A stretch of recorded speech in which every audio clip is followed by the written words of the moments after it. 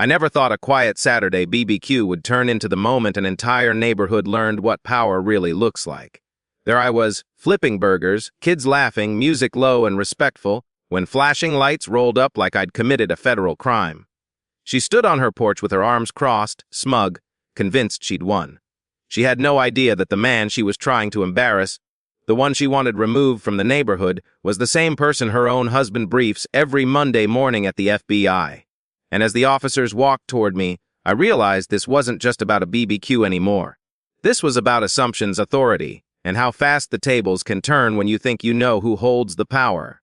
Power is often misjudged by appearances, and nowhere is that more obvious than in a neighborhood where people think status is measured by lawn height, noise complaints, and who has lived there the longest.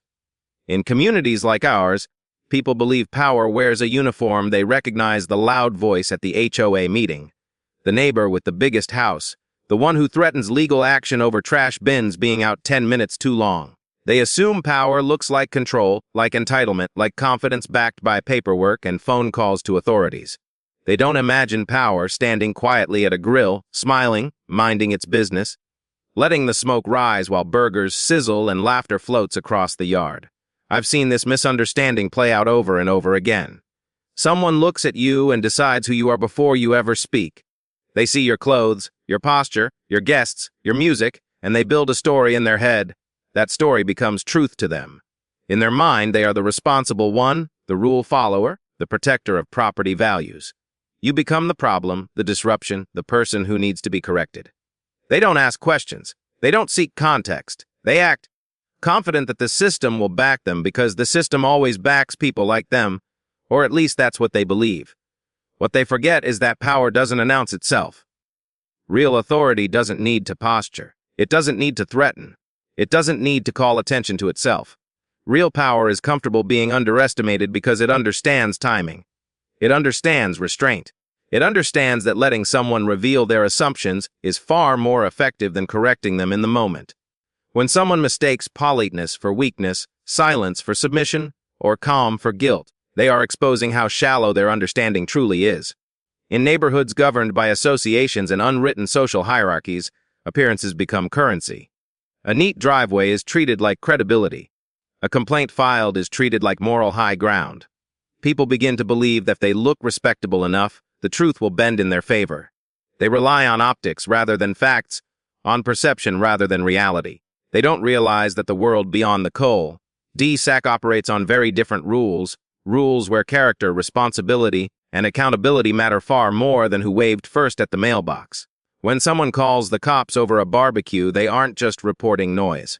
They're asserting dominance. They're saying, I decide what belongs here. I decide who is acceptable. I decide what is normal. And they believe the badge will enforce that decision because they assume the badge answers to them. That assumption is rooted in a lifetime of getting their way, of systems bending to their comfort, of authority figures nodding along because it's easier than pushing back. They confuse access with control and familiarity with ownership. The dangerous thing about misjudging power is that it creates false confidence. False confidence makes people reckless. It makes them escalate situations that never needed escalation. It makes them weaponize systems designed for safety and order, turning them into tools of intimidation. They don't consider consequences because they don't imagine those consequences landing on them. In their mind, consequences are for other people, people who don't belong, people who don't know how things work around here. But power doesn't disappear just because it isn't visible. It sits patiently. It listens, it observes, it takes notes. While someone is busy performing authority, real authority is quietly assessing behavior. It notices who abuses systems and who respects them. It notices who jumps to conclusions and who seeks understanding. It notices patterns, tone, intent. And when the moment comes, it doesn't need to raise its voice to be heard. Appearances can be staged. Confidence can be rehearsed. Outrage can be manufactured. But integrity can't be faked for long. When someone believes power belongs to them because of where they live or who they think they are, they stop behaving carefully. They say things they wouldn't put in writing. They make accusations they can't support. They involve authorities for personal reasons, not public safety. They leave a trail of behavior that tells a much bigger story than they realize. In communities obsessed with order, The greatest irony is that the people most desperate to enforce rules are often the ones least willing to follow them when no one is watching. They believe rules exist to protect their comfort, not to guide their conduct. So when they see someone they think is beneath them, someone they assume lacks influence, they feel free to push boundaries. They feel free to harass, to provoke, to call in favors they haven't earned. They assume immunity based on appearance alone. This is where the misjudgment becomes fatal to their narrative. Because power isn't impressed by performance. It isn't swayed by tone. It doesn't care how righteous someone feels. Power cares about facts. It cares about motive. It cares about misuse. When someone involves law enforcement or regulatory bodies for personal vendettas, they aren't just bothering a neighbor. They're creating records. They're initiating processes that don't end when the patrol car leaves. They're inviting scrutiny into their own behavior, their own history, their own assumptions. The person who stands calmly in that moment, who doesn't argue, who doesn't panic, who doesn't try to prove anything, understands something crucial. They understand that the truth doesn't need to rush. They understand that letting others speak freely often reveals more than confrontation ever could. They understand that power is patient because it can afford to be. It doesn't fear investigation because it operates within the bounds of responsibility every day. Misjudging power is often rooted in stereotyping. People think they know who has authority based on race, profession, accent, or lifestyle. They think power looks a certain way because that's what they've been shown in movies, in news stories, in their own limited experiences. They don't consider that power can be quiet, diverse, unassuming.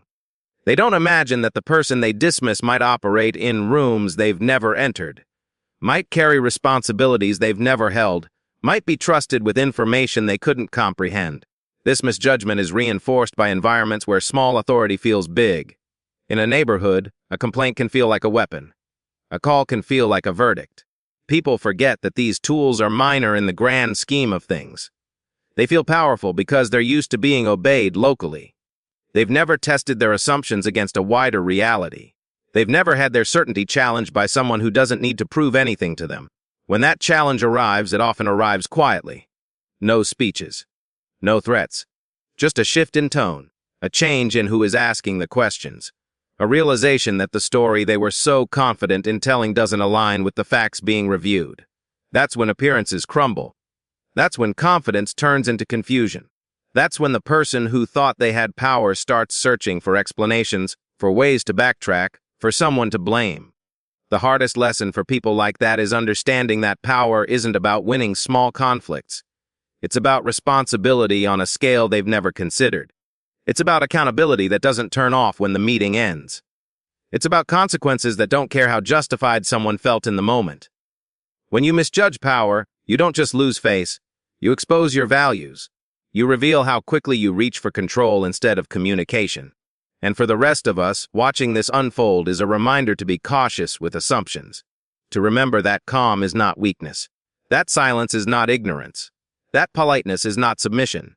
The loudest person in the room is rarely the most powerful. The person demanding attention is often compensating for insecurity. The one who lets events unfold without interference often understands the system far better than anyone else present. In a world obsessed with appearances, choosing not to perform power is itself a form of power. It unsettles people who rely on intimidation. It frustrates those who expect resistance. It disarms those who came prepared for conflict. When someone expects you to react and you don't, they're forced to confront their own behavior without the distraction of your response. They have to sit with what they did, why they did it, and how it looks without a villain to point at. That discomfort is revealing. It shows who is accustomed to control and who is accustomed to responsibility. It separates those who borrow authority from those who embody it. It exposes how fragile appearance-based power really is. Because the moment appearances fail, there's nothing left to stand on. Power that relies on being seen is temporary. Power that relies on being loud is brittle. Power that relies on others being small is insecure. Real power doesn't need neighbors to fear it or systems to flex for it. It operates regardless of who is watching. It remains steady whether it's recognized or not. And when someone finally realizes they've been talking down to it, threatening it, trying to manage it, that realization doesn't arrive with fireworks. It arrives with a sinking feeling, a quiet awareness that they misunderstood the situation from the very beginning, that the person they dismissed never needed to correct them, never needed to explain, never needed to assert anything at all, because power, real power, was never on display. It was simply present, waiting, observing, allowing the truth to surface on its own terms, knowing that in the end, appearances always collapse under the weight of reality, and those who built their confidence on shallow judgments are left trying to understand how the story changed without anyone ever raising their voice or lifting a finger. And in that moment, the lesson becomes unavoidable.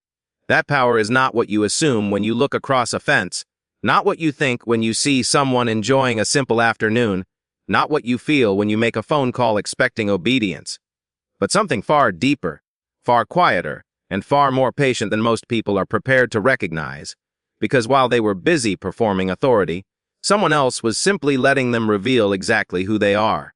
And that revelation continues to unfold as records are reviewed, conversations are revisited, patterns are noticed, and the consequences move forward without spectacle, without announcement, without the need for validation, unfolding in a way that no appearance, no assumption, no display of false confidence can interrupt, because once power has been misjudged, there is no way to rewind the moment it was invited in under the false belief that it belonged to someone else.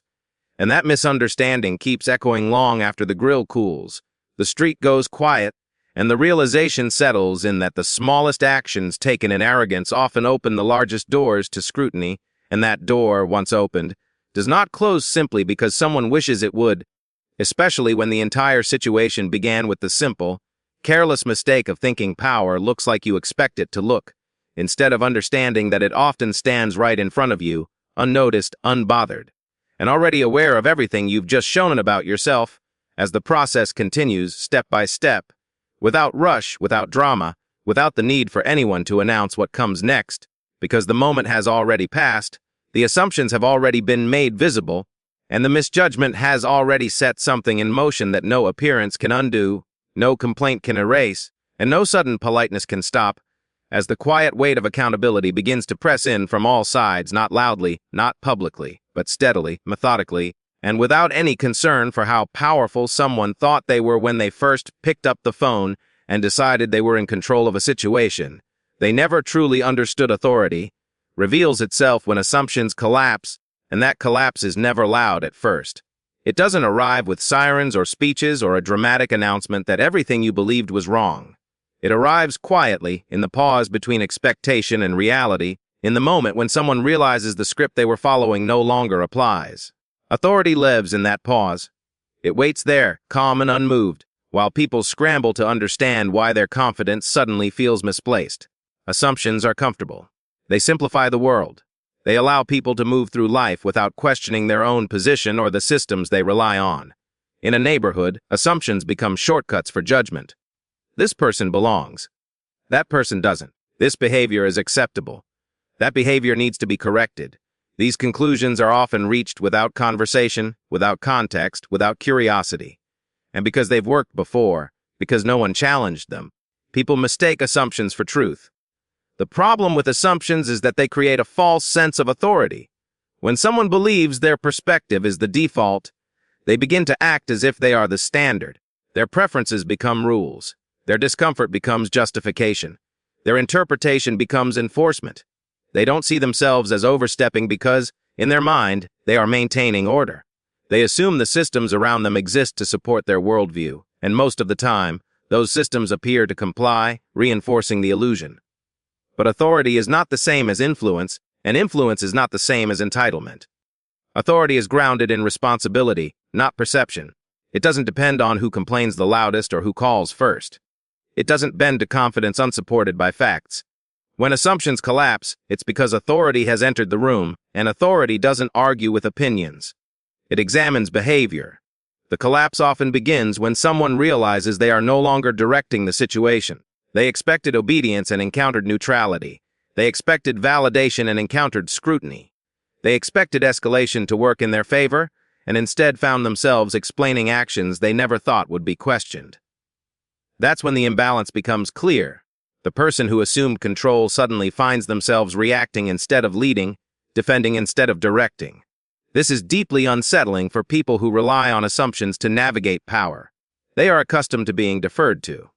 They expect compliance because they've rarely been denied it.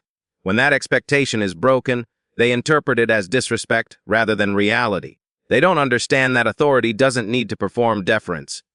Authority is indifferent to ego. It doesn't care how someone feels about being questioned. It only cares about what can be substantiated. In moments like these, body language changes. Voices shift. Confidence cracks just enough to reveal uncertainty. The person who was so sure moments ago begins to hedge, to qualify, to soften statements that were previously absolute.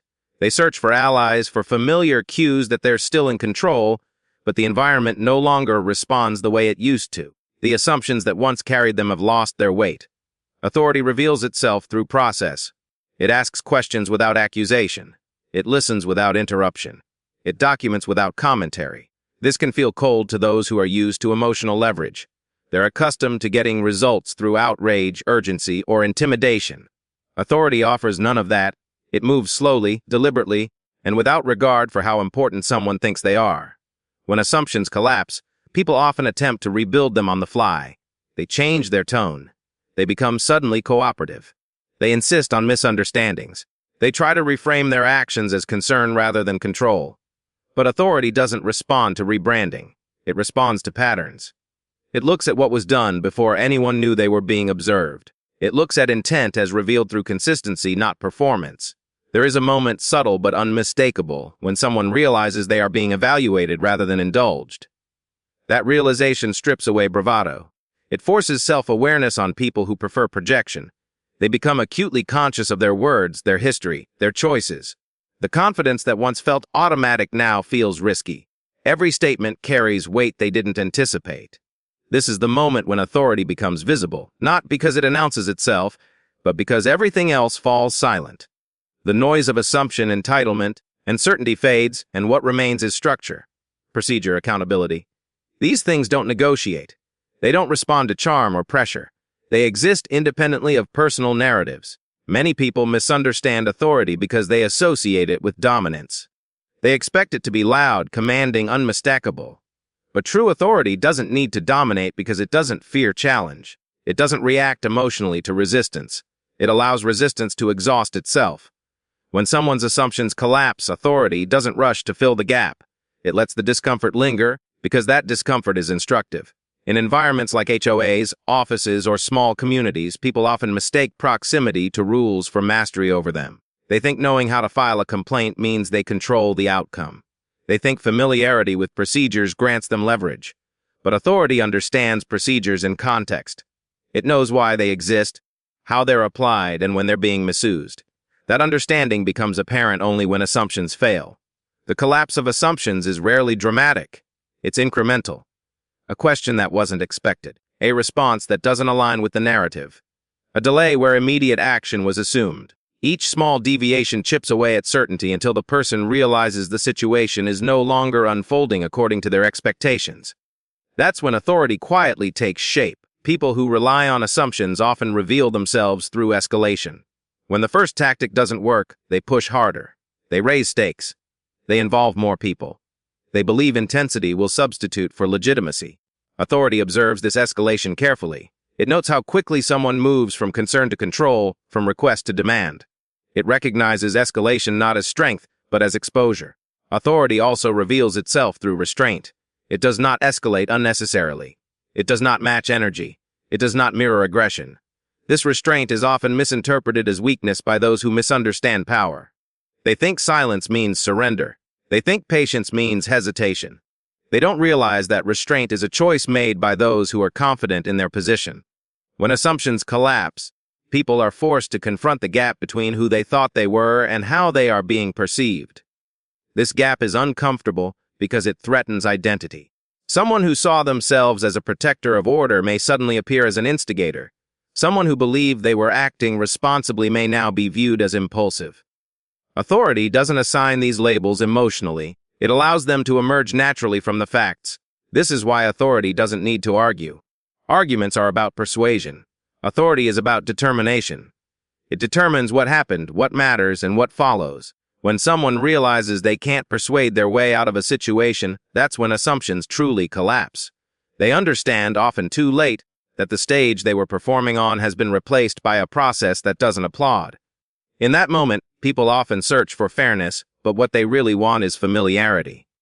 They want the old rules back, the ones that favored them. Authority offers fairness instead, which feels harsh to those who benefited from imbalance. Fairness doesn't bend for comfort. It applies evenly, which can feel like punishment to those who were accustomed to privilege. Authority also reveals itself through memory. It remembers patterns others forget. It connects dots across time. Someone may believe an isolated incident will be treated in isolation, but authority understands context. It sees repetition where others see coincidence. When assumptions collapse, it's often because a pattern has become impossible to ignore. Those who misjudge authority often do so because they've never encountered it directly. They've lived in spaces where authority was abstract, distant, or easily influenced. When they finally encounter it, they don't recognize it because it doesn't behave the way they expect. It doesn't reassure them. It doesn't explain itself. It doesn't need their approval. Authority is most visible when it doesn't need to speak. When a conversation ends without resolution, but with clarity. When someone leaves knowing the matter is no longer in their hands. That transfer of control is the moment assumptions collapse completely. The realization settles in quietly. Often later, when there's time to reflect on how quickly certainty evaporated, this collapse is not cruel. It's corrective. It forces alignment between belief and reality. It exposes the difference between perceived power and actual responsibility. Authority doesn't take satisfaction in this exposure. It simply continues forward, indifferent to the emotional aftermath. People who witness this process often learn more than those directly involved. They see how confidence can dissolve. They see how systems respond to misuse. They see how calm outlasts aggression. Authority educates not through lectures, but through outcomes. The most telling aspect of authority is that it remains consistent before, during, and after assumptions collapse. It does not change behavior based on recognition. It does not seek acknowledgement. It functions the same whether it is respected or resented. This consistency is what ultimately distinguishes it from performance. When someone finally understands that their assumptions were never the foundation they believed them to be, there is a brief moment of clarity. In that moment, they see how much of their confidence was borrowed, how much of their authority was assumed rather than earned. Authority doesn't comment on this realization. It allows it to exist without interference. And once assumptions collapse, they cannot be reconstructed in the same way. The innocence of certainty is gone. Even if the situation resolves quietly, something fundamental has shifted. The person now knows that there are forces beyond perception, beyond familiarity, beyond control. Authority has revealed itself not as a figure or a voice, but as an undeniable presence that altered the trajectory without ever needing to announce itself, continuing to move forward through process, through documentation, through memory, through accountability, leaving behind a silence where confidence once stood, and that silence lingers, shaping future choices, influencing tone, tempering certainty. As authority remains exactly where it has always been, steady, patient, and unmoved by the collapse it never rushed to create but was always prepared to acknowledge as soon as assumptions finally gave way under their own weight.